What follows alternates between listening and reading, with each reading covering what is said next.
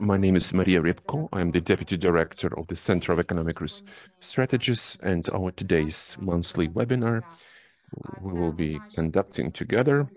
Welcome to our monthly review of the Ukrainian Center of Economic Strategy and German Economic Team. Joining us from abroad, if you're English speaker, please use the bottom panel of Zoom to switch to English translation.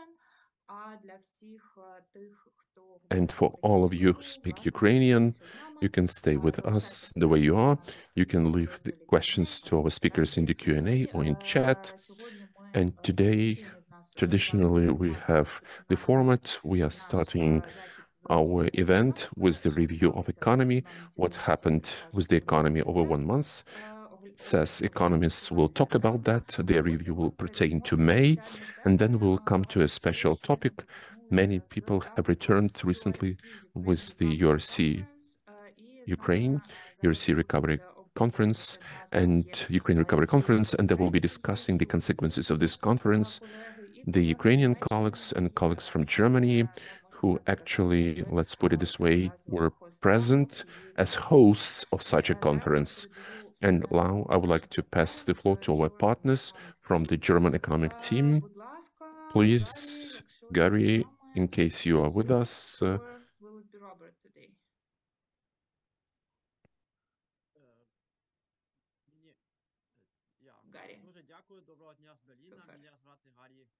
Good afternoon. Many thanks and welcome from Berlin.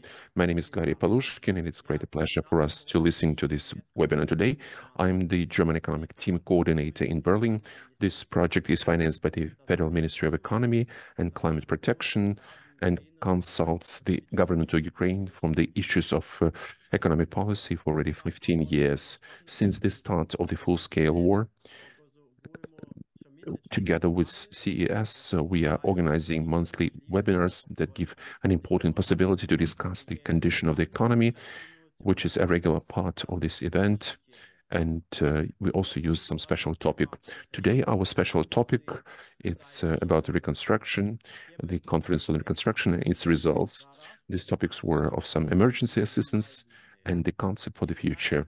All participants of our today's discussion were present at the conference, representing their analysis. I'm very much thankful that CES has brought up this subject for today's discussion. Thank you. Many thanks, Garry. It's a great pleasure to hear you speak Ukrainian. Special thank you for that and for this very warm welcome in Berlin. Now, I would like to pass to the topic of the review of our monthly event, what has happened over the last months. From the Berlin conference, we are moving to Ukraine, but we are also looking forward to our second review. Maksym, please share the presentation and let's start the macroeconomic review. Thank you, Maria. I would like to welcome all the participants over today's event. Traditionally, we will be starting from the short review of the economy, and we will start the review from the macroeconomic trends of the latest month. Already last month, we discussed another forecast of the National Bank of Ukraine forecast. They presented their forecast that the GDP will increase 3% in 2024. Soon, in July, we will have another inclusive report. Very likely that this forecast can change, taking into account that the situation with the energy has significantly deteriorated over the last months. We'll be talking about energy still in this review, but we are seeing already now that the forecasts of other organizations are slightly more positive, namely World Bank forecasts the growth of 3.2% in 2024 and Dragon Capital by 4% year to year versus 2023. Also, during the Ukraine Recovery Conference in Berlin, the representative of the European Commission, Marlen Madsen, reiterated again their estimate that Ukraine's GDP could increase if we do fulfill all the investment and all the reform commitments that we undertook regarding the Ukraine facility. Then the GDP could increase by 6.2% until 2027. This could be just a great result and a really pleasant bonus for the fulfillment of these reforms. I would like to invite to everybody to join CES on June 24th. We will be putting together the key Ukrainian forecasters who will present their macro forecasts and the questions, what is happening and what will be happening with the economy. Also in May, there was some falling of expectations of business. The NBU business activity expectation index fell to 48, lower than the neutral level. Before that, the index for several months in a row was growing, but unfortunately now with the deterioration of the situation in the energy and with the deterioration of the situation with the military activity, namely Kharkiv Oblast, and because of some uncertainty of how mobilization will be and who it will actually pertain from the employees. Unfortunately, in May, we have the deterioration of the business expectancy. The companies who are surveyed have negative expectations, but let's hope that some more certainty will come out during the summer, and the business can already plan their activity and look a little bit more positive to the situation. That's all from my side. Thank you. Thank you, Max. Our next block, Volodymyr Landa, the senior economist at CES. Good afternoon. Briefly, short, let's go over the main sectors of the Ukrainian economy. Let us start, as usual, from the energy, and this time, this energy really has a huge impact because Russia continues attacking energy infrastructure of Ukraine, and as a result, Ukraine is forced to import record volumes of electricity and to use scheduled and emergency power outages. That's mostly information for our international viewers, because whoever is in Ukraine feel such complicated schedules with power outages. If we talk about the figures, May has become a record month for the whole entire period of the Russian aggression. If before Ukraine imported not more than 225 gigawatt hours per month, this was in December 2023. You can see that on this graph. Then in May of 2024, beat this record almost by twice, and the import reached 445 gigawatt hours. And unfortunately, this is not yet the limit, because the first third of June, the deficit will still increase. Ukraine was importing record volumes of electric energy between 24 and 29 gigawatt hours daily, but even this is not enough to cover the existing demand. So we need to use blackout schedules of the electric energy. Also, during the summit in Berlin, President Volodymyr Zelensky said that Ukraine, with the help of our international partners, intends to build 1 gigawatt of the flexible generation this year, which would be more sustainable to Russian shelling. Still, this year we expect 1 gigawatt and another 4 gigawatts in the coming years. This is going to be a really difficult task, and once we have the details of these plans, we can evaluate that and we can make some comments. To summarize, I can tell you the situation remains quite complicated, and this sector is a lot of interest to this, not only from the energy, but also from the business, who expect this future outages and they contemplate how to work in such conditions. Nevertheless, metallurgy is growing its production. The steel production reaches 40% of the pre-war levels. That's 738,000 tons of steel produced just in May of 2024.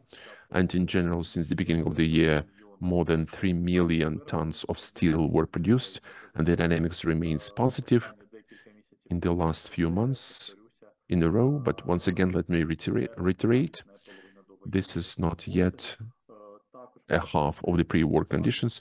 Also, exports of steel products are accelerating, And we are talking about export not only of the main products such as steel, pig iron, and rolled steel, but this is also about seamless pipes, semi-finished products, and also good news for the steel that in the end of May, the US government extended the temporary suspension of section tariffs to bring Ukrainian steel and steel made in Europe of Ukrainian raw materials.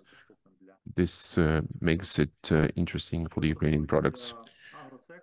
What comes to the agri sector, we can see that the agricultural exports fell slightly. They now constitute, at least in tons, half of the overall export. This is not unexpected. Gradually, we are selling off the harvest of previous years. Of course, the main products remain, as usual, sunflower, corn and green and wheat, but sunflower oil exports also have increased to 714,000 tons, and this is the highest level since January 21. We would also like to mention the biggest share is brought via the seaports of the Black Sea. They are 81% in May, and this is more than in any months. The biggest since the full-scale Russian invasion. And from time to time, we have statistics that confirms once again about the sales of the occupational administrations in the southern regions of the Ukraine, of the illegal export of Ukrainian grain to other countries. We have statistics in various oblasts for various dates, but it's quite ad hoc, and to totally calculate how much is brought away by occupants, it's quite difficult. And traditionally, we will concentrate on the export of services, namely, we can't add that much by the IT sphere, even after reaching local minimums for the exports of IT services in the beginning of the year. It seemed that there was some improvement. Unfortunately, it was not lengthy. In April, the size of the services has lowered, and it's now 545 million US dollars. And the United States is actually one of the biggest importers of the Ukrainian services. It's actually 40% is for the United States. Nevertheless, we have some basis for optimism at this level. First of all, the number of IT vacancies have reached the two-year maximum, having exceeded 5,000 vacancies, and this includes a record 198 vacancies are in Miltech. Also, we have the campaign entering the universities, and 17,000 of potential applicants applied for this, and this is the third most popular subject among all entrance exam takers. So they are opening new schools for technical majors, so there are investments in this sector, and we hope that this can give a short middle term support. Thank you for the attention. I'm passing the floor to colleagues. Thank you, Volodya. It's beautiful. We have two blocks in the review of economy. In May, that's the monetary and fiscal policy. And also we would like to welcome Maria Tomilina, who is the SAS analytics regarding the monetary policy. Thank you, Maria. I hope you can hear me and you can see me. Great. When we talk about monetary policy, let us start with our key rates. Yesterday, the National Bank lowered the key rate to 13%. This was thanks to the subdued inflation and continuous improvement in inflation expectations and the balance of risks for further inflationary dynamics. In terms of the yield of the one-year war bonds and the 3 and 12 months deposit rates, they continue to decrease in response to the lowering of the key policy rate back at the end of April. When it comes to the inflation, in May, it was rising to 3.3% on a year-to-year basis. Within 1 month, it grew by 0.6% and significantly of the year by 2%. Mostly, it was more money for fruits. The decrease of prices was for eggs. Inflation is expected to accelerate somewhat due to the increased price of electricity, likely slightly lower harvests, and further increases in business costs that pertains the payment for labor. Let's move to our international reserves. In May, they decreased by 7.9%, and now they amount to 39 billion. This dynamics is connected with conducting foreign currency interventions in order to maintain exchange rate sustainability and to make the necessary debt payments of Ukraine in international currency. And I would like to demonstrate to you that our biggest payouts were done to repay and to service government bonds. Also, there was quite a significant payout. I think it's in the amount of $248 million US. This is for the IMF. And because of that, the monthly costs of NBU were not fully compensated by international partners' inflow and from placement of government bonds. So we had to sell $3.1 billion. This is $800 million more than previous months. And we can say that it's a 35% from April. The reason for such increase, this was a high demand on the foreign currency market. And this was also connected with the gradual devaluation of hryvnia. We will talk about that. In any case, I would like to emphasize that irrespective of the gradual decrease of international reserves, they still remain at a quite high level, and they give the possibility to finance 5.8 months of future imports. Regarding the devaluation of hryvnia, in the end of May, hryvnia saw its anti-record in terms of its official rate exchange difference, 4.5. The main reasons for that was, we can say that the more active expenditures of the budget, because there was a certain rhythm of international assistance in April and May. Also, this is a seasonal factor regarding the agricultural products, because we can see that the harvest of the previous year is decreasing. That's why the export is decreasing. That's why the foreign currency inflow is also decreasing. Also, there were significant surges in foreign currency demand, especially during the previous week of May.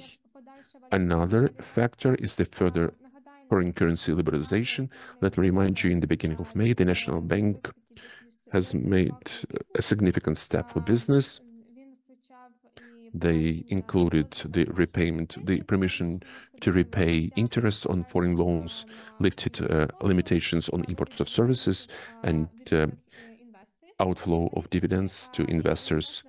And again, such liberalization has made more demand on foreign currency. In general, the National Bank evaluates that the measures of foreign currency liberalization can cost $5.5 billion from our international reserves. Another factor which we also wanted to mention, although they were not mentioned by the National Bank, but it's exactly what other analytics are saying. It's what the energy terror from the side of Russia brings, that we see a significant increase of the electric energy, and as a result, we are spending more funds, especially foreign currency. And still, very important factor is psychological, because these attacks on energy infrastructure, this not so pleasant news from the front, news about Kharkiv and the devaluation itself, they really trigger the more demand for the foreign currency. And in the last, the banking sector, in general, in April, we saw a further growth of hryvnia and foreign currency deposits, both with term and on demand, and most of them returning to the levels seen at the end of 2023. In general, is given from 3 to 6 months deposit, more attention is given. Also, we have seen the increase of dollarization rate of clients' deposits. It increased slightly, and it's primarily due to the hryvnia depreciation. Regarding the loans, they continue to grow. The SME loans account for 59% of the net hryvnia corporate portfolio. But it's also important that we are now seeing that there is growth in lending, but not only within affordable loans 579 program. We have some repayment of previously disbursed loans within the state. This program, it now exceeds the disbursement of new ones. And in general, that has shortened a little bit. Also very important is what pertains to the June months is that the National Bank has approved the strategy on the development of lending, and it has the objective to supply financial resources, the recovery of the energy infrastructure and stimulate demand. This will be exactly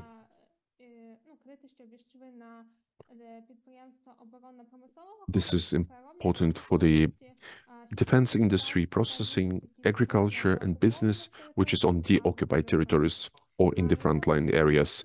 That's all from my side. Thank you so much.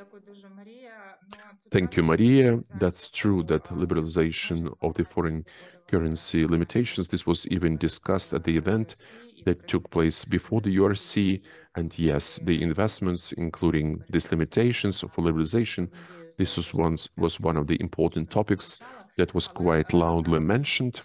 But we have also the fiscal sector. I think it's even more important and I think more painful. Yurii, Gaidai, the senior economist at CES. Please, could you tell us the latest news from the fiscal sector? Good afternoon to everybody. Thank you, Maria. In May, we have seen quite a good dynamics of the taxation revenues. 151, almost 152 billion hryvnia came to the state budget, and that's plus 38% year to year. And this jump until April was understandable. It was meant because of the CIT tax, and CIT tax really is one of the key drivers of growing this month. And since the beginning of the year, also in May, it has brought 42 billion hryvnia, which was almost 50% from previous year. And since the beginning of the year, the CIT has already brought as much as it has brought since during the full last year. And the main reason, we understand, is the increase of tax of banks, which was last year retrospectively calculated with the rate of 50%. This year it is calculated with the rate of 25%. And we see that at this graph covers 4 months of 2024. In May, we have added also 8.5 billion of CIT tax of banks. So that's something that they already paid. Before that, they were paying what was calculated for the previous year, and this is already the share from this year. So we are seeing that the banks continue to demonstrate good financial condition, conditioned by the special policy by the National Bank, as well as all the ratios of the liquidity. They're also in good shape for the majority of the banks. They show income. So it's important to mention that this is not a net growth of revenues, because 63% of profit of last year, based on what share was foreseen for each of them, they send it to the previous budget. So the real growth is 7-8%. The ones that are in the international structures. Regarding the expenditures, we have quite a significant utilization for May. We have this against May. There is not that much to pay attention to in this overall. It's interesting that in we have caught up with the local budget. We have the deficit. It has brought to almost 45 billion hryvnia, which has not that significant from the previous year deficit. But this is connected with the significant growth of revenues from April compared to previous months, and thanks to the previous year, it's the transfers from the state budget for the needs of liquidation of the consequences of the armed aggression. These are the recovery costs, the 7.6 billion hryvnia, that's the main growth. The expenditures has remained at this high level, slightly decreased. And regarding the outside financing, in May, the country didn't get it. We only got 20 million of loans from the World Bank. And basically, the deficit of the needs of financing was not covered by the external funds. The situation will change in June, when we are expecting for almost 2 billion euro from the European Union and a next tranche from IMF. Nevertheless, we see that the rhythmicity of the foreign aid has been lost. It was not like it used to be last year. So we have significant jumps, which gives us extra challenges in managing the liquidity of the budget. That's all from my side, and let's come to our special topic. Thank you, Yurii, and really I wanted to say a few words before we move to the special topic. This is the graph that Yurii has shown regarding the expenditures. Definitely there is something to pay attention to there, because for almost 2 years, the expenditures for defense, they are flat out. They are not growing, while Russia, that's what I read from the Swedish Institute, they will continue to increase their budget for war compared to previous year, and not looking that it already significantly increased Ukrainian. So here, as a minimum, we need to discuss it and to think about, especially in the context of not such a rhythmic introduction of inflow of foreign aid to Ukraine. That's also a question about giving Ukraine part of the revenues from the Russian frozen assets. We already understand that the results of the meeting of J7 that took place in Italy, it's from this point of view, it's quite positive. It is also announced that this event for Monday, we will be discussing this, giving to Ukraine 50 billion. And now let us come to our special topic. That's Ukraine Recovery Conference 2024.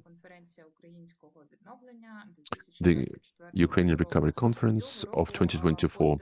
This year, Berlin has hosted this conference, and in comparison to previous years, I was not at the previous conference. I can tell you immediately, this has been our #1 conference for me of that kind, and really I was impressed by the scale. There were a lot of people, a lot of panels.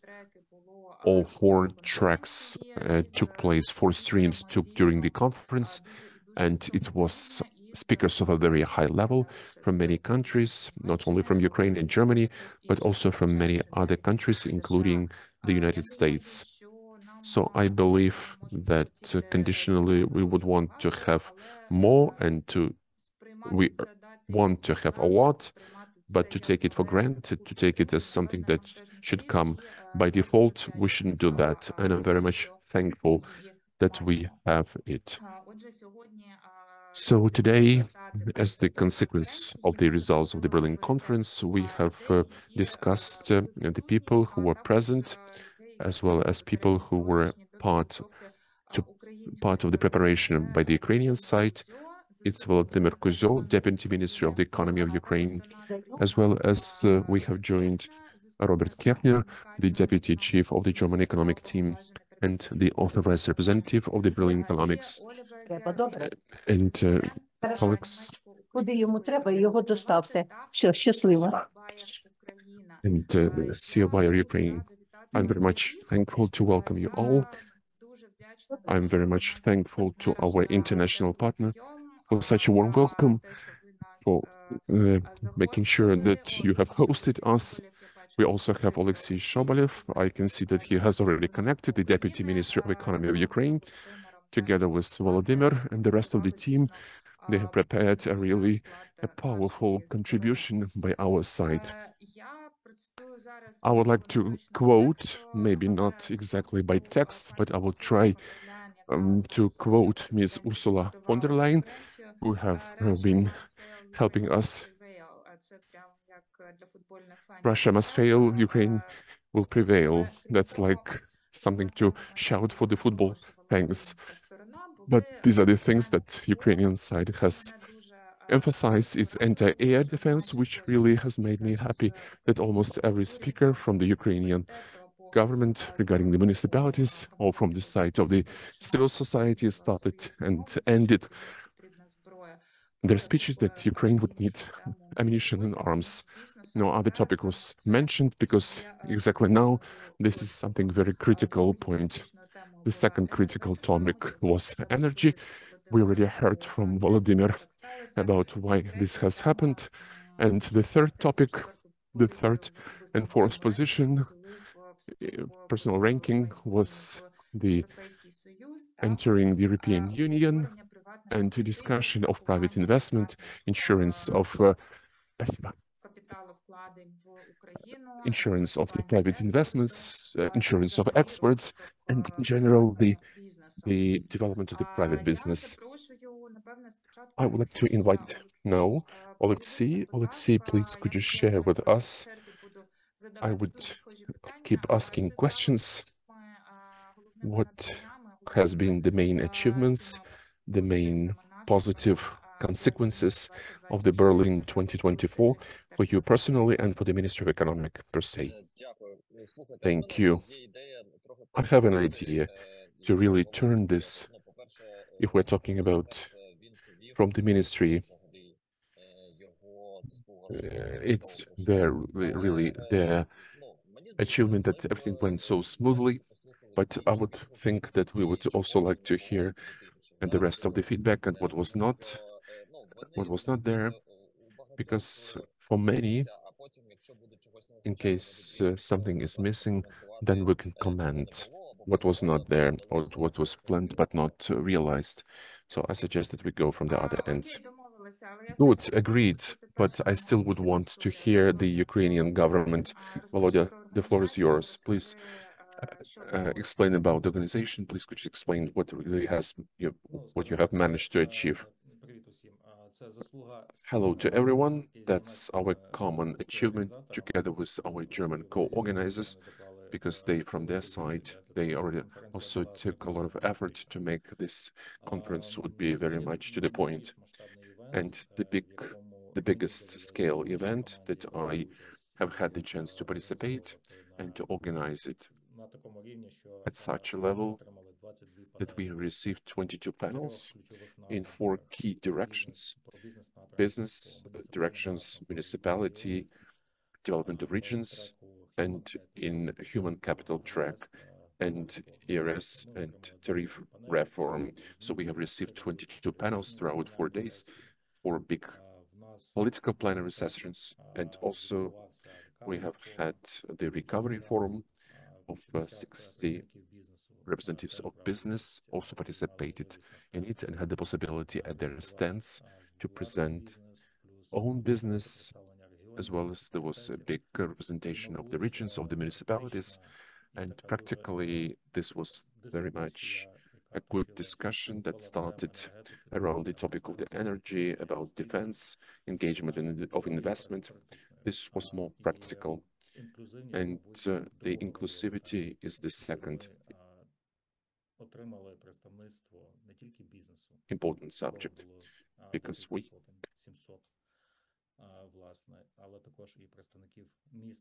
understand also the representatives of the cities and small towns of Ukraine, international and German, as well as representatives of the society, NGO, and think tanks.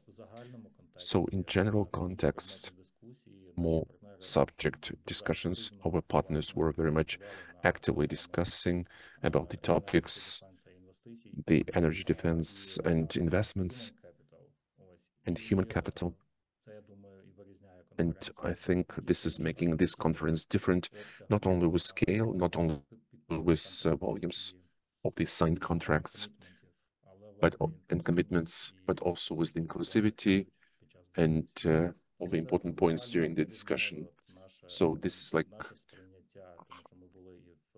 is our general level perception, because we are also in the organizational team and we have seen the process from the inside, how we prepare it, the process of focusing on results over several months until the conference began. But really, as Oleksii has mentioned, it would be very much interesting to hear from Oliver, from Robert, what kind of impression they have from the conference.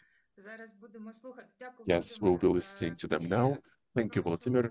Then I would like to ask Robert Kirchner, the chief of the German economic team. Yes. Please, Robert, could you explain to us what impressions you have from the conference? Yes, thank you very much, Maria. Colleagues, great to see you again after such an intense week here in Berlin. So maybe let me allow to share some personal observations with you as a German participant and actually as a Berliner. So I'm not an organizer, but I can sort of maybe share a few observations. If we ask ourselves the questions, was the ERC a success? Then I think the best thing to answer is to look at the goals, of the objectives of the ERC, right? And this is the main objective is mobilizing continued international support for Ukraine, for resilience, recovery, reconstruction, reform, and modernization. And judged by this stated objective, I would say it was a huge success. And I think here I would pretty much agree with both Oleksii and the others. We had more than 3,000 delegates from Ukraine, from Germany, but also from countries and institutions all over the world, numerous panels. We had many side events around ERC before and after. So it was actually a Ukrainian week in Berlin. And everyone knew in Berlin that Ukraine was the main topic in this week. And you were bumping into delegates all around the city, even afterwards or in the evening. And so this was really, I think, a very strong signal for international support of Ukraine. Beyond the panels and the side events, we should also not forget there were many signing ceremonies. There were a lot of bilateral meetings. And as we just learned also from the statements, and there have been 110 agreements, I think, signed, worth 16 billion euros. So I think this overall speaks for the success. Now, how was this achieved? And I think as a key component, I mean, resilience, recovery, this all needs a whole of society approach, right? Following the Lugano principles. And I think the key of the success was that the conference was structured, was organized around these 4 dimensions that have been already mentioned: business, human, local, and EU dimensions. And I think it was really good in terms of different stakeholders from these different, or representing these different dimensions, how they interacted. And I think the conference gave them a very good platform to interact. Just to give you one example to make it maybe more concrete, on the economic side, a lot of panels, a lot of talks, a lot of signing ceremonies dealt with investment, with attracting investment, de-risking investment, improving access to finance. But then there were other events dealing with human capital, with skills. There were other panels, events dealing with technologies in the defense sector, with IT. And I mean, every economist knows that you need all these different inputs in a production function to create output, right? And I think the conference really nicely put all these things together and was, in a sense, the kind of production function where all these things could interact, and something very tangible came out. Beyond that, it was a perfect networking opportunity. Many contacts across different layers of society could be made. The Recovery Forum at the heart was a very good opportunity also to showcase reforms, lighthouse projects, makes them very visible and concrete to other partners to give also food for thought. We had also a good app that was created, and now they will collect feedback from the participants through this app and then share it with the Italian partners who will host the next conference, and they can also benefit from this feedback in maybe even more bigger or better next time. Finally, I think the URC was really the opening of an important month for Ukraine, the month of June, with the URC, with the G7, with the Peace Summit, with the potential start of EU accession negotiations. And I can only hope that all the other events will be equally successful for Ukraine. I keep my fingers crossed. And overall, I think it was really a great event. Thank you. Дуже дякую, Роберте. Vielen Dank. Many thanks, Robert. Vielen Dank. And especially, I have mentioned that Ukraine has really become the main topic of the month among policymakers, rather than the elections to the European Parliament, because I was worried whether the dates of conference coincided with the announcement. This was of some unexpected results in terms of the elections. I will come back to Robert and to Volodymyr with the second round of short questions. And for the time being, I would like to ask Oliver, the director of Bayer and the chief of the Ukrainian-German Chamber of Commerce. I know that many have a more optimistic view over Ukraine. Yeah, thank you. Thank you for being here. I can, first of all, echo what Robert has mentioned already. He mentioned, for example, the good opportunity for networking. Let's not forget, in London, we had 1,500 participants. In Berlin, I heard two numbers which are very similar, 3,400, 3,600. So clearly more than double. And all of that is very high level participants from business, from politics, from IFI. So all the different actors that need to talk to each other. So there was a critical mass absolutely given to make sure that they have a floor to bring the different topics together. And when I was talking about the three different types of actors,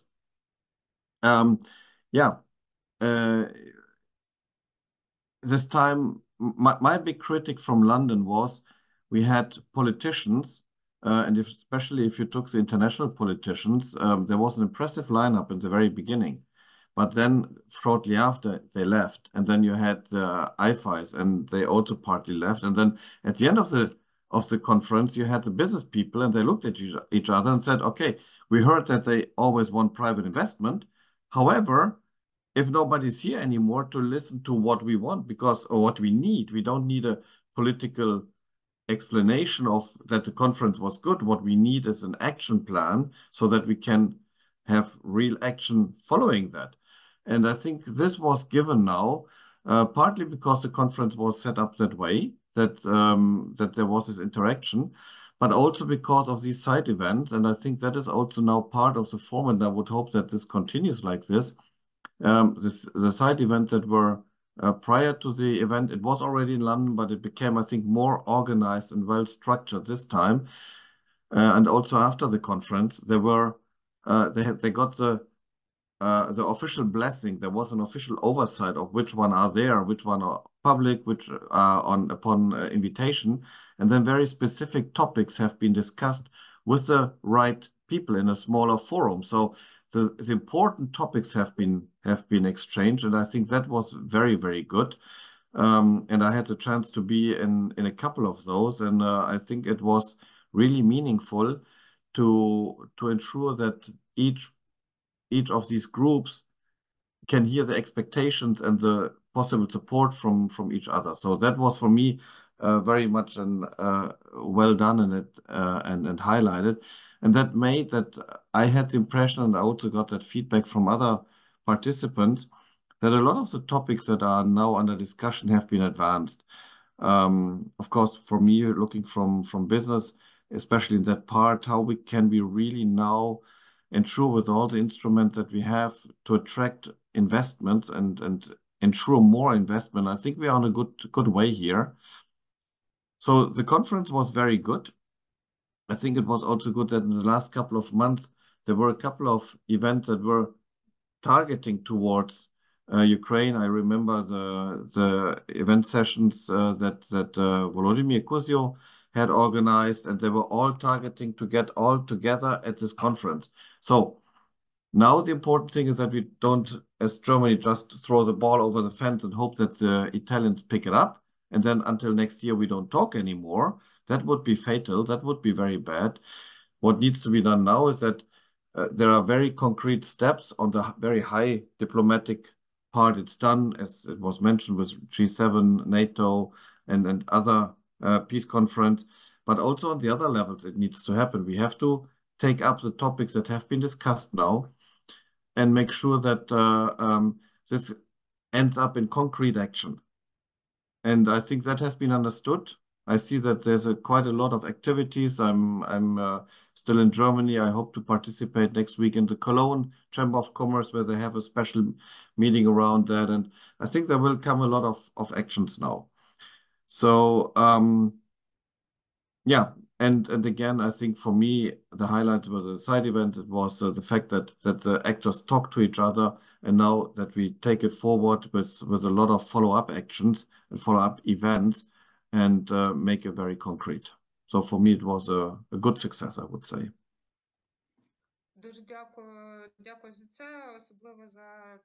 Many thanks for this. Thank you for mentioning side events, because for me this was also very important, because apart from the things we have organized, I attended the event that was organized by the city of Kharkiv, and this was in reality quite a significant and quite painful and inspiring at the same time story, because they were presenting projects by architectural bureaus, and this was really cool. The whole room was there, including mayors of many German cities, and I think that this track shall and can continue. And Oleksii, are you ready to comment, or shall we go next? I can. Let's, in general, as I already have seen,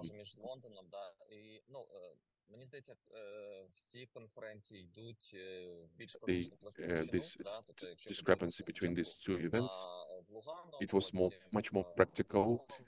It was first in Lugano, then London. So every time this conference is becoming more and more practical, because it seems to me that we are all entering, if in London, we wanted to hear what would be the plan. Now everybody's saying the same sectors. We have the Ukrainian plan, we have the main problems, and everybody understands the concretics of all this and the rest. So such a work that is actually done for the conference has allowed us to improve the situation where I participated. Sometimes the messages were not different. We had Ukraine, the United States, the UK, Europe, and everybody said more or less the same things. And this was really organized, this common activity, and hundreds of millions. The second conference was also quite practical. From the negative, it was more businesses here.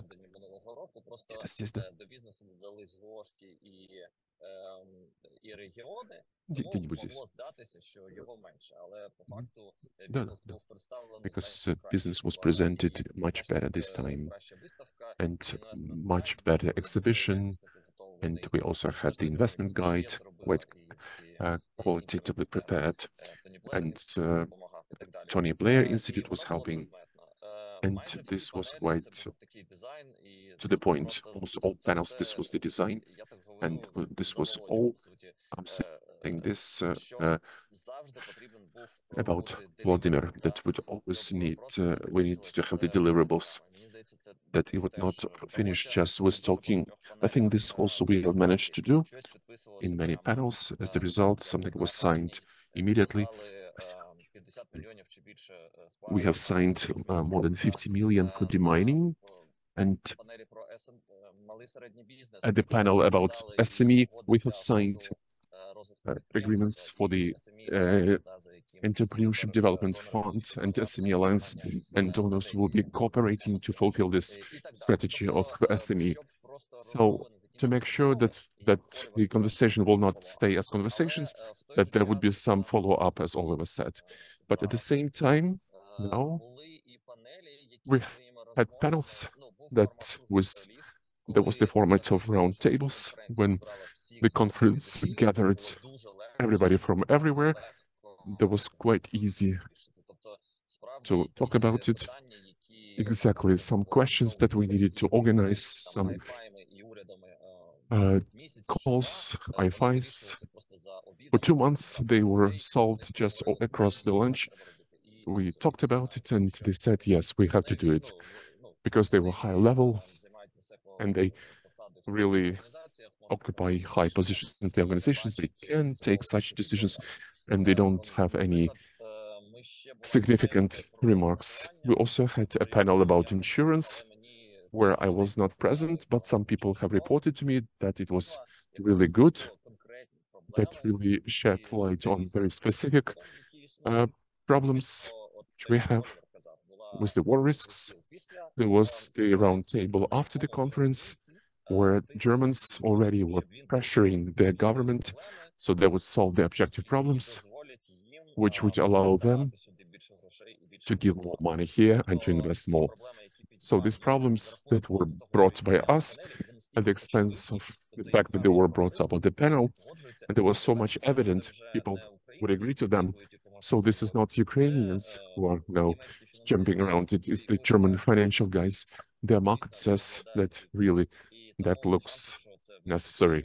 So the chances that it will be resolved quicker will be much higher.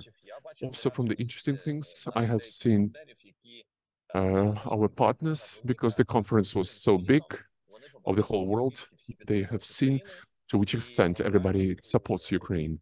And in reality, the very important person was sitting with me and he said, God, I'm so charged. We will do it all now. We will now save everyone. Everything will be all right. And then I was hearing from his colleagues from the other delegation that he was already talking their ears. They couldn't stop him because he doesn't accept no. It's also a result of the conference when partners are synchronizing and they believe that they are doing this jointly with Ukraine and between themselves. And in the end, one of the best things is what was after all of this signings, something that we don't know about.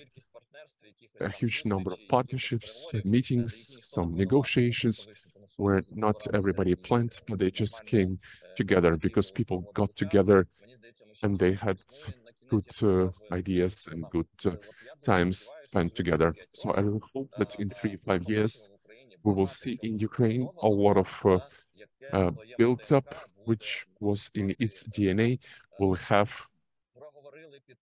something was talked about, signed or discussed, maybe insurance engaged, also maybe money from the Ukraine facility that was signed in Berlin, maybe some other projects that were announced in Berlin. So I hope those will be a lot of such kind of things, and that's really good. And the next conference will make it even more practical. And we discussed even at this, we discussed a lot of projects, what was missing, etc., etc. Thank you. Yes, networking really was very important. And if 3,500 people talked to each other over some constructive topics, minimum 3 times, we would already have a huge impact from this networking. Yes, unfortunately, not everybody can professionally and in business-like manner to get out to such events because of the war and because the borders are crossed for a lot of businessmen to make sure they could come to such event or maybe to their sectoral conferences. But we have what we have, and we really hope that we will win soon and the recovery will be accompanied by a lot of contacts I would also like to briefly get some feedback from the ones who have said and to open up for Q&A this session. Please, whoever is listening to us now via Zoom through Facebook, please do write your questions to panelists in the chat, in the Q&A. I think that those who can be able, they will be very happy to reply. I have some short, maybe not that short, I have a question to Volodymyr Kuzyo. The panel that Oleksii Sobolev talked, the risks of investment with insurance of the military political risks through DFC instruments. I was at both panels. It's a very interesting topic. And it seems to me this has to be useful for the business. And I think Oliver we can ask him what he thinks about it. How do you evaluate the progress over 1 year when we moved from possible DFC? Would ensure something to what we have seen? Can you comment what really has changed? Yes, look, the conference really helped to mobilize the efforts of all our partners before the beginning of the conference. It was not so visible, but within several months until the beginning of the conference, as everybody was saying correctly, we started to talk about deliverables. These deliverables were about the participation of all businesses and IFI in the conference itself.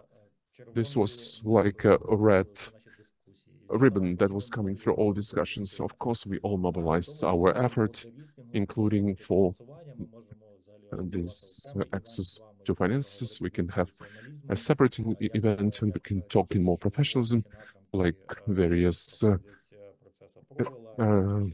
agreements are going through approval and the rest.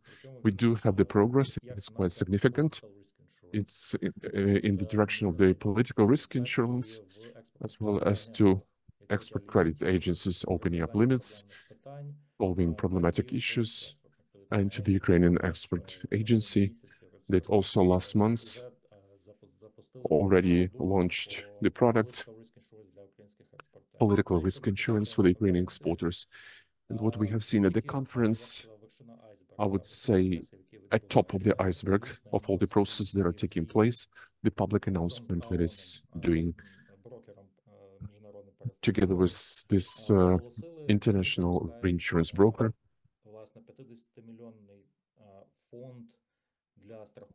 They are launching the fund for the local insurance from military risks for SME. So that's a huge achievement as far as I'm concerned, when the local insurance companies have received the possibility to reinsure in international reinsurance market. And that means the international reinsurers could get the backstop from DFC. Another big two agreements were for the Ukrainian companies for agro-processing and from manufacturing for some $300 million for the insurance of financing of new production capacities in Ukraine.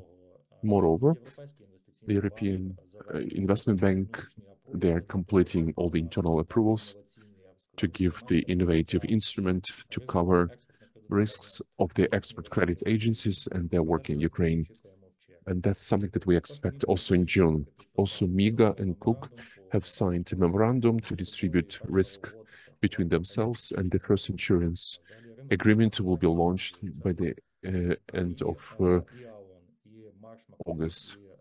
Iron and WTW and George McLennan, that were together with the Ukrainian insurance companies, they launched the possibility to insure cargo from the military risk. They demonstrate the increase of interest in instruments. Same concerns MIGA and TFC. More is in front of us.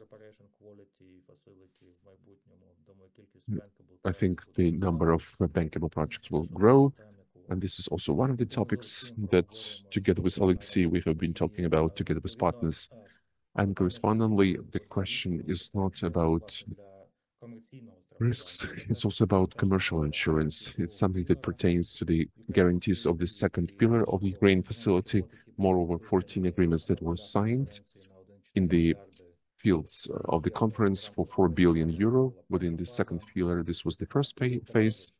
And immediately, in the same very day, up to 20 agreements were signed between IFIs and Ukrainian banks, IFIs, and companies for the implementation of these agreements. So as far as we are concerned, not only the commitments were voiced, but something that really separates this conference from the others is delivering and implementation that were going together with signing the commitments. Same pertains to SME, Alliance Reskilling. We also have put together a bunch of commitments, something, of course, we will be tracking because conference is not a beginning point, it's a transit point because we need until the next conference throughout the next 12 months to really work through diplomatically and economically to process everything. Thank you, Volodymyr. I would like to, with my last question, I would like to turn to every panelist, and I have a question to Oliver. Oliver, please, could you tell me, in case we say about the next conference, or most likely about all future deliverables, you as the representative of business, especially the representative of the business association, you would want to see? Which steps would you like to see on behalf of Ukrainian government or international partners? What is missing to increase the investment apart from air defense, about our closest victory? What can be done now?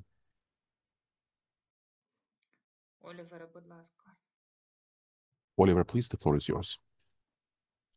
Excuse me, can you talk Okay. particularly? Let me probably ask you in English. What I was asking is if we just talked about a lot of deliverables that were the consequences of the Berlin 2024 conference. So what I was going to ask, how do you think, what else can be done by Ukrainian government or by the international partners, of course, besides providing the anti-aircraft missiles and the other weapons, to facilitate investments in Ukraine? So what is not done yet? What is not discussed yet? What is not the deliverable of this conference, which you would like to see very much as an investor? Yeah. So I was talking about that also yesterday in one of the side events, and Oleksii was there, and we had a good discussion about that. So sorry if I bore you with that, Oleksii. So the point here is, in my opinion, we have seen a lot of instruments that have been provided from the Ukrainian authorities and government to facilitate investment, and we have seen the same from a lot of partners, international partners like the EU, Germany, and other countries. We talk about war insurance, we talk about financing instruments, we talk about the tax cuts from through Ukraine Invest and investment nannies, and many others. We have seen the 975 program. So I think they all have been done with a very good intention, and most of them have been very positive. However, they have been done with a view on a very specific topic at some stage. And what we see now is that after 2 years and something, we don't have the big wave of investments right now. In order to change that, there are a couple of steps to do, in my opinion. The first one is to look at the potential investors and to ask ourselves, Ukrainian government and authorities, and maybe also the AHK and other chambers of commerce, what kind of investors do we want? So you can, of course, have the two big groups. On one hand, those who are already existing in Ukraine and those who are not there. And then you ask yourself, what does one group and what does the other group need to invest? And what is easier to get? And I think it's quite evident that a company that is already in Ukraine is and knows how to mitigate the war risk that we see already and has lived with that already for 2 years is easier to convince to add something to the plant or to open even a new plant, but to do something than somebody who has not been there at all. And if those who have not come at all until now, there can be different reasons, and that you can slice and dice again. You have those who have not come because the market was just not interesting. Let's say, for example, construction, which now changes. So now all of a sudden the market becomes very interesting, or for defense industry. But you have those markets or those actors who did not come because they were maybe rather hesitant because of the topics of rule of law, corruption. And well, if that was the case in the past, why should they come now if on top you have this topic of war? So this is probably of a less priority that you would see now. We can, of course, slice and dice by sectors, and we see that, and that is done. And I think the Ukrainian government is doing a great job here by looking at energy, defense, agro sector, IT. So you take these different things, and then you look at the instruments that we are having, and that needs to be done from the Ukrainian side and say, our tax cut up to 30%, is that feasible for the majority, or is it only a very selected group? And the same needs to be done from Germany, from the EU, from France, England, Denmark, whoever provides these instruments, DFC, the IFIs. They say, if so many companies have not done it, but we see the big interest from many of them, what is the thing that we need to do? And here I think to sharpen these instruments, to look at that now, to invest a little bit of time and resources to analyze what do I have to change in these instruments to make it really an attractive tool for a majority of potential investors now. This is, I think, the homework and that is when I talked about what we need to do in the next coming weeks and months to be done. And then ideally, the international donors and the Ukrainian authorities talk to each other and make sure that the Ukrainian part and the international part comes together, and then you have a real interesting package for investors. And that still doesn't distinguish between companies that want to invest now or after the war.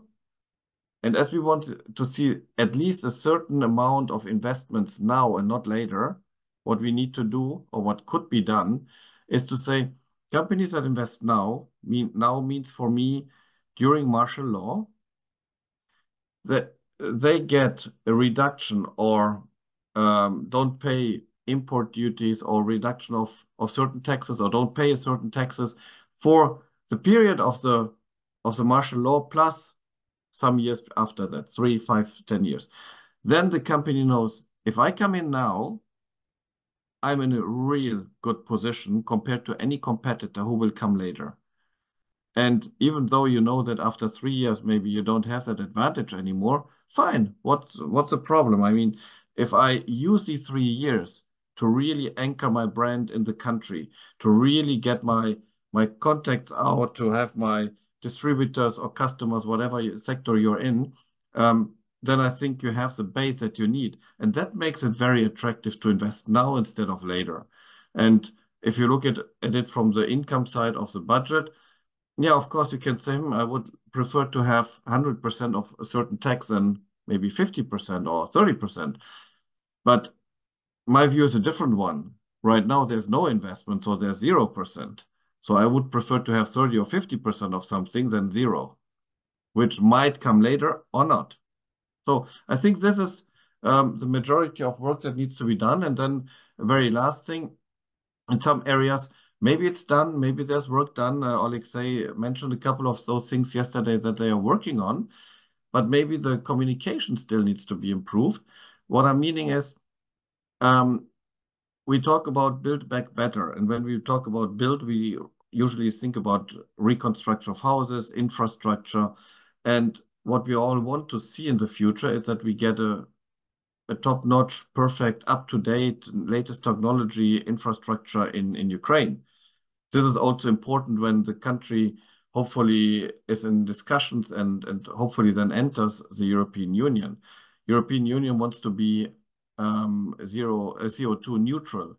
So that huge country will come in with a very big or less big burden of CO2 package.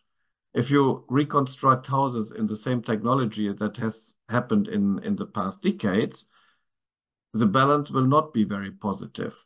So if today there's a work done like housing in the future will be built in a certain way, technologically, then there's an incentive for those companies that are today outside, let's say German companies in this case, because there's a lot of German companies that have a certain knowledge about this kind of isolation and building CO2 neutral. They would say, hey, there's an interesting market now. There's a clear incentive. The government really wants it. If this is not happening, and at the end of the day, it's only the tender business that determines it, and that is the price, then this company will say, hey, my material is more expensive than normal stuff. It will never win a tender. So there's no incentive to go to Ukraine. So I think this kind of science can also be sent, and one thing is to do it, and the other thing is, of course, to talk about it and to make it public so that there's a signal to the investors, we want that.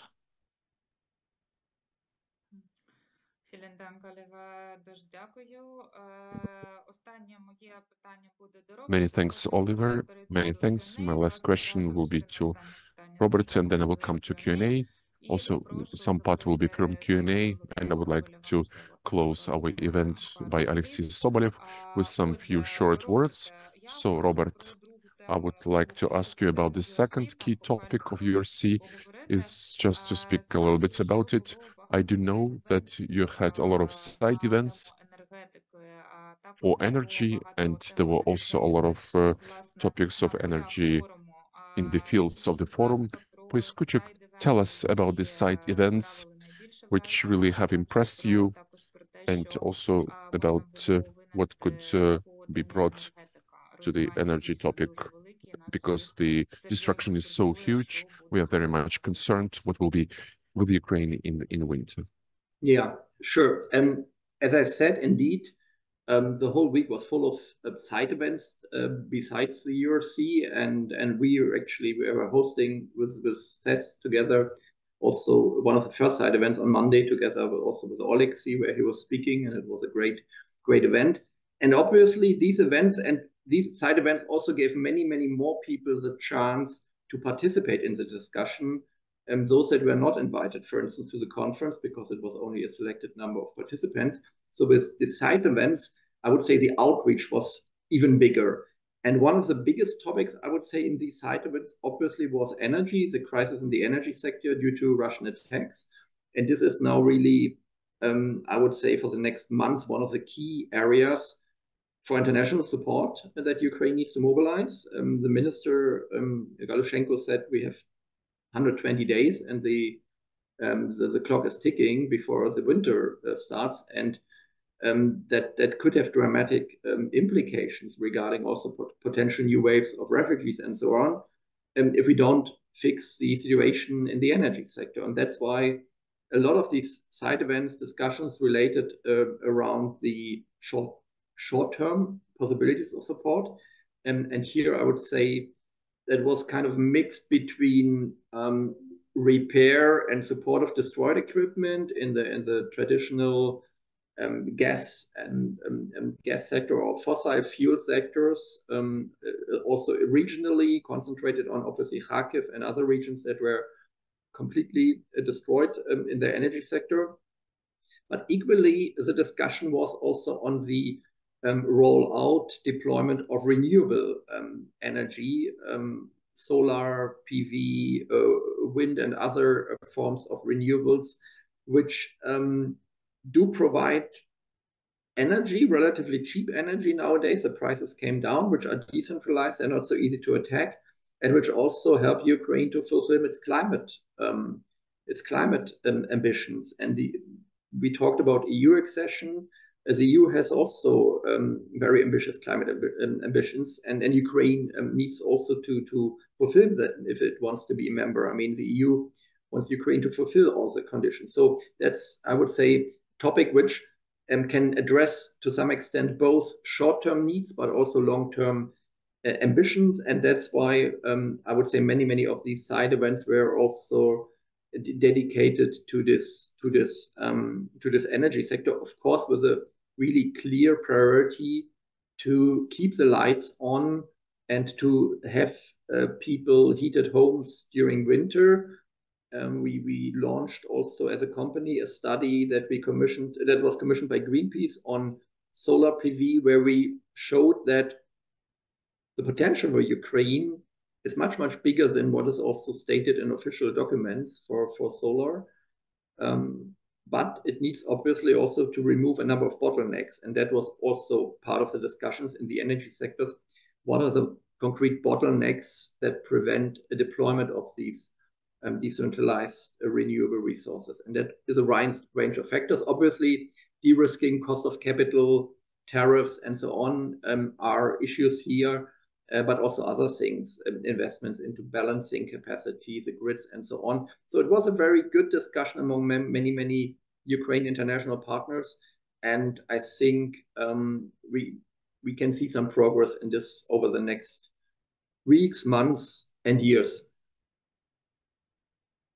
Дякую, Роберте. І, напевно, переходячи до запитань із чату і зараз також до Q&A. Thank you, Robert. And coming back to the questions from chat and the Q&A, the next question is also to you. What is the reasonable value of substituting this 9 gigawatts of the distracted capacity, including taking into account this solar and wind?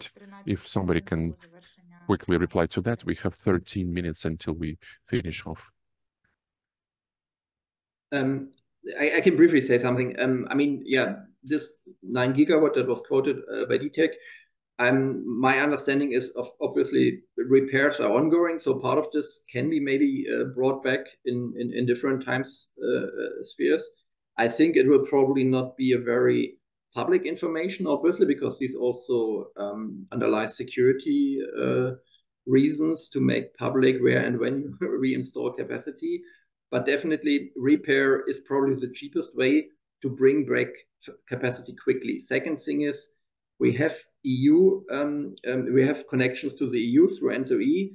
This should be also increased, this capacity, this import capacity. I mean, it can be potentially also used for exports, but at the moment, it is good that Ukraine can import a certain amount of electricity from the EU, and here we should definitely also increase capacity. That's a question also for the EU side. And the third thing on the renewables, just for solar PV, we found out that by 2027, more than 3.6 gigawatt can be actually additionally deployed on top of what is existing and working here. If the bottlenecks are removed that I mentioned. So this is also maybe not for the winter, but for the next years, definitely also part of the solution. And maybe the others can add more here. Дякую дуже. Наступне запитання. Я думаю, можливо, хтось захоче. Many thanks. Maybe for the next question, I would like to ask somebody from the Ukrainian government to reply. If not, then we will try to reply in some different way. In which way can the civil organizations could get the invitation to this conference? We tried to get there within 1 month, but it was quite a big problem. This is one of the conference. Yeah, we could get there. In which way was this selection made of the NGOs, civil organizations? And if my colleagues know about it, and can somebody take this, you can make your opinion. Maria, I can tell a few words about that. There were two key questions. The first criteria, the work of this civil organization in the framework, which correlates to one or the other panel, because we received information from the ministry and we have consolidated it to make sure we would have good representation of civil organizations for each of the panel, for each of the topics discussed at the conference. So we would not have any biases, any discrepancies. Of course, there were limits in terms of the participation of the civil organizations, but in any case, we received good inclusivity, and the international Ukrainian and German NGOs were present. NGOs were present at this conference, and it seems to me it's important now what we are doing to make sure that these key topics that were discussed at the conference, and we have them because they're all reflected in the names of the panels, that would really take them to work from our side. We would be very much thankful. We discussed this question before, that we need the support of the third sector. We need the support of NGO in policy-making assistance for those key topics that we have discussed at the conference. And there were a lot of them. And of course, there is a lot of work for these NGOs in the future. We will be thankful for such a support. Once again, the conference is just the beginning of our joint work for these key topics and problems. Thank you very much. And the next question I am addressing to Oliver. Oliver? That's the question to you. What is being done in bringing the net zero carbon knowledge to Ukraine's construction sector? Is there a possibility to use clauses to ensure compliance in any investment relating to building construction? Excuse me, you have to start with the very beginning, because there was still the slowed down from the translation. I didn't hear that. Well, I am asking this question in English, how it was written, right? What is being done in bringing net zero carbon knowledge to Ukraine's construction sector? Is there a possibility to use clauses to ensure compliance in any investment relating to business and construction? Well, I mean, I think that is still something very much in the starting phase. In my knowledge, I'm not a specialist about that. I'm talking about like the president of AHK now. And I think that there is a lot of companies in Germany that would probably be interested. That is for me a new area that I think needs to be explored if we find investors there. If there is companies that would be interested to follow that. And the second question is then, how will support be done? How will rebuilding be done? I mean, if you look at many other countries, they do it a bit different from Germany. They basically, other countries quite often say, hey, we give you a reconstruction budget. This is what it is here. Here are the companies that would come from our country and ensure this part, and the Ukrainian companies would ensure this part, and there's an exchange in order to make sure that in the future Ukraine is fully capable in building these houses. But that would be the beginning. I don't know if that is feasible. I think there's a lot of possibilities to be explored. I think there's an open field to do, and let's be honest. I mean, Germany is not the only country that is building this kind of advanced houses. There are also others. So I think that for me is one of the most exciting areas in Ukraine to get new investments right now. And I think there's a lot to do, but it's very much the beginning, and it can be formed and shaped. Yeah, I can take that maybe.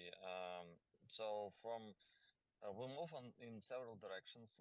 One is strategy. So we need to understand which, where, and how much, right? So that's how we have national... Ой, вибачте, щось я англійською почав розмовляти.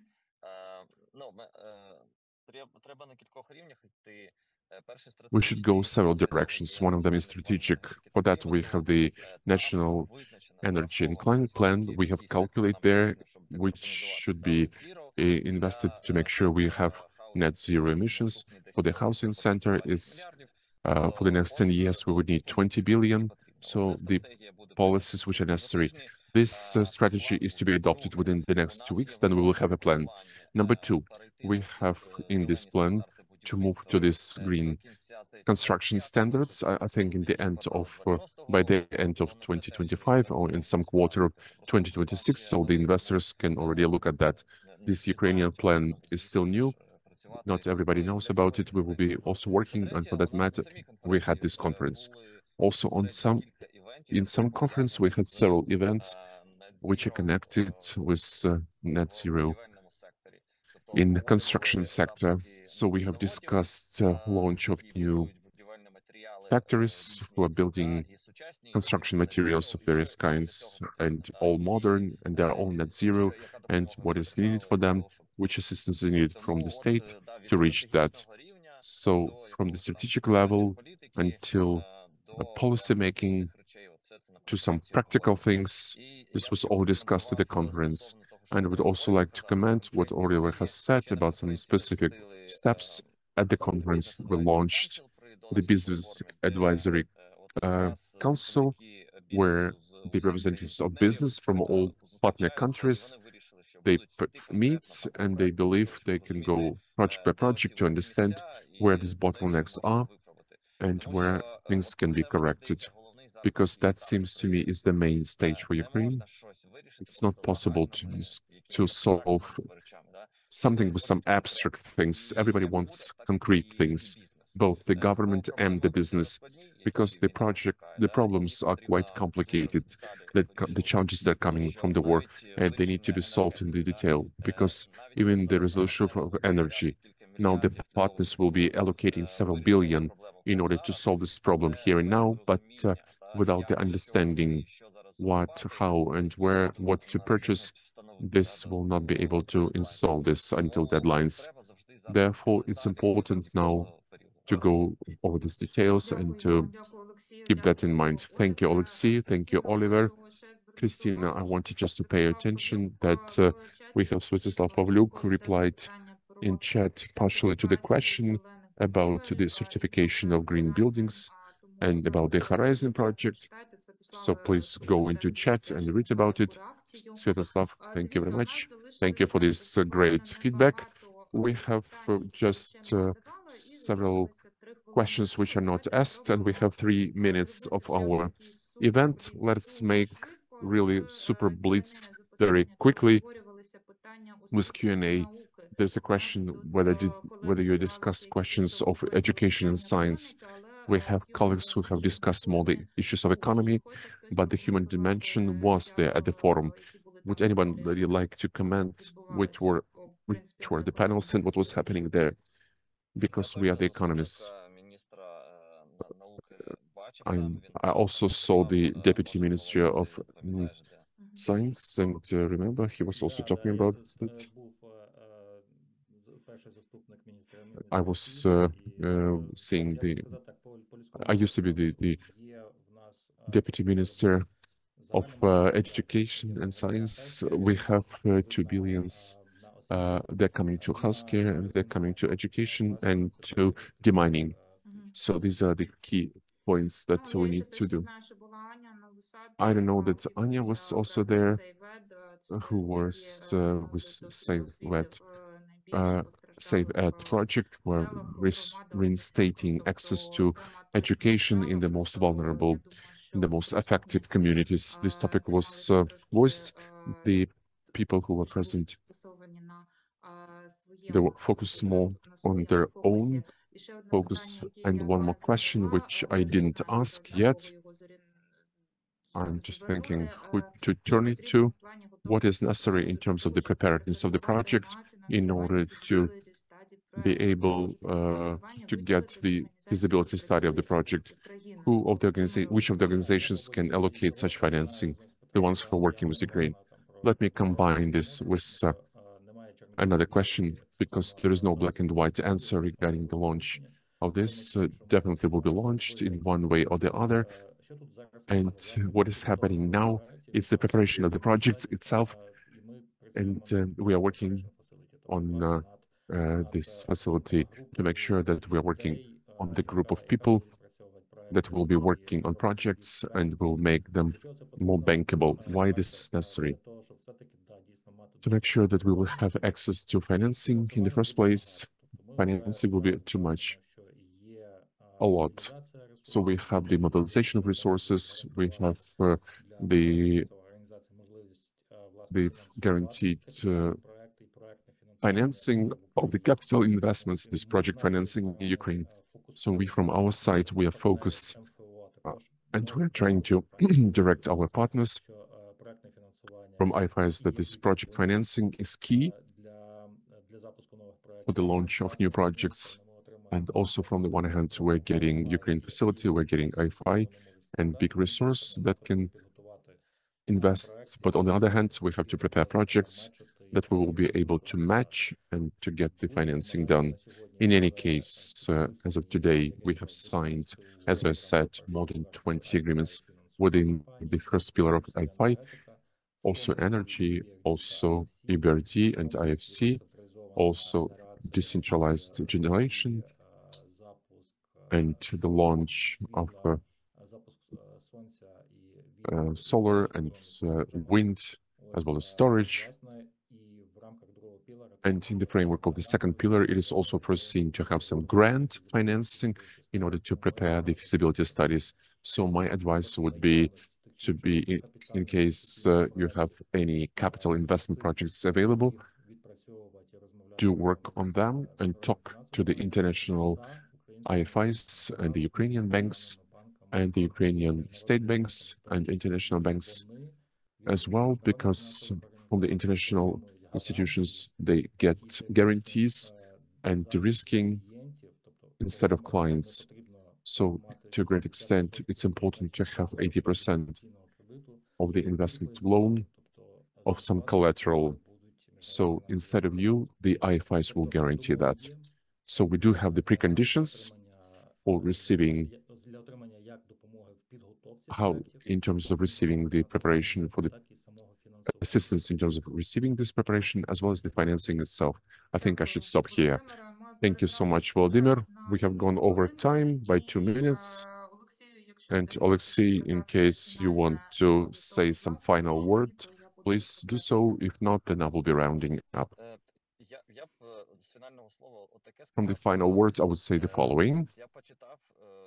I have read what was the expectation from the civil society in terms of the conference about what was talked about. And definitely the discussion itself is very much different from what it came out. A lot has been discussed that we're having no good representation, nobody will go to this conference, and there will be weak and without any deliverables, and there will be no results. And in reality, the representation is the first conference that the president has attended among this all three that took place after the full-scale invasion. So it's the biggest, and we have lots of results. So there is part of the civil sector who is participating. So as Volodymyr said, we need to all jointly, both with anti-air defense and with Russian assets, to beat in one point, pressure our partners, and then it really comes out. Otherwise, we will be just talking that the government can't do it, and once it's come out, we will be looking pale. We have only one country, and that's the only thing that we are jointly protecting, and we're trying to win. Thank you very much, everybody. Thank you, Oleksii. The country is one, therefore, who can, at their own level, in your yard, at your work, or turning to your politicians, do advocate giving weapons to Ukraine. We need to win. Also, our ambassador from one of the funds of supporting the Ukrainian army, that's the Leleka Foundation. Leleka is procuring tactical medicine. The boys are doing, and girls, they're making an extraordinary work, supplying to the military medics the tactical medical rucksacks and the rest. Please check on their website and donate there. The recording of our event and webinar will be on the Center of Economic Strategy on Facebook, and as usual, it will be in our mailing. Please sign up, and many thanks to the German economic team and to the government of Germany for the financial support of our project and our monthly webinars. Endlessly appreciate Oleksii for the organizing, for really it was not absolutely a shame. It was really something to be proud of. Thank you, Oliver, for your viewpoint. That's very important for all of us. The view of the business and view of the from the outside. Many thanks and good night and goodbye. Have a nice day. See you next time. Hopefully Monday about the Russian assets. Thank you for organizing and thank you for the moderation.